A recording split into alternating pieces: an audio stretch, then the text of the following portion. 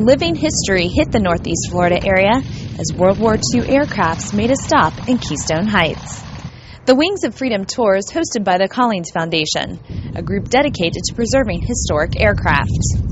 On display were 3 planes for the young and old alike to enjoy, including a B-25 Mitchell bomber, B-17 Flying Fortress Heavy bomber, and the world's only fully restored flying consolidated B-24 bomber.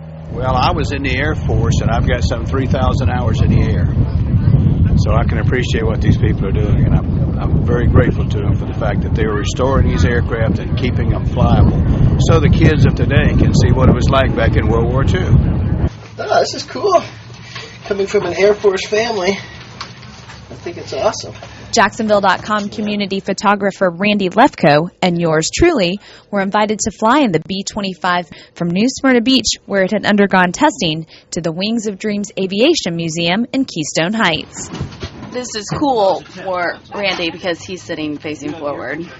I'm the one that's sitting facing backwards, so we'll see what happens. He also gets to sit next to the machine gun.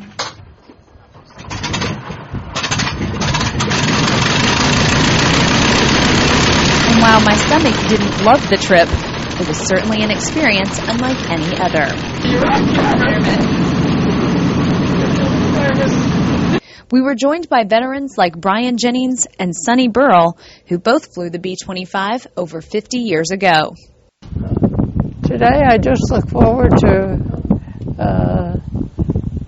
seeing all the people that are in the Air Force and seeing all the planes, and it's just wonderful to see what we have here. It was a good, strong old airplane. Our flight took us 1,000 feet above Northeast Florida at 220 miles per hour. Our pilot was Bob Oles, the executive director of Wings of Dreams. Bob assured us that the ride would be loud. The B-25 was one of the loudest airplanes in World War II. It's a very fast attack bomber and a tactical airplane, meaning it did the job like the A-10 does today. Other bombers are historic as well, but they are strategic high-altitude bombers. So this one was like flying a fighter, where the others were much more stable aircraft, and I think this is more fun to fly. And the ride was fun, albeit a little rough when I tried to move around. And there was that smell, the kind of smell that you expect from a plane that's been around for 60 years. I left my seat when given the go-ahead and crawled through a small space to the tail gunner's window. I also silenced the microphone on my camera due to the overwhelming noise. A fellow flyer had opened a hatch in the side of the plane prior to takeoff, and while the gush of air calmed my nerves, it didn't do much for my camera.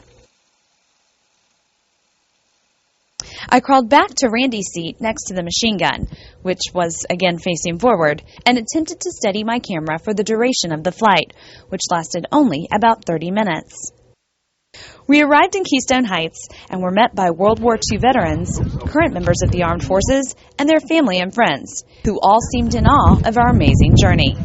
Many even recalled memories of their own experiences on similar planes. The smell is the same. You go inside of a 52 or a 47 or anything else, and they all smell the same, don't they? Once you experience it, and the sound and the sights and the people you meet, it doesn't leave you. It becomes part of you. It becomes part of your character.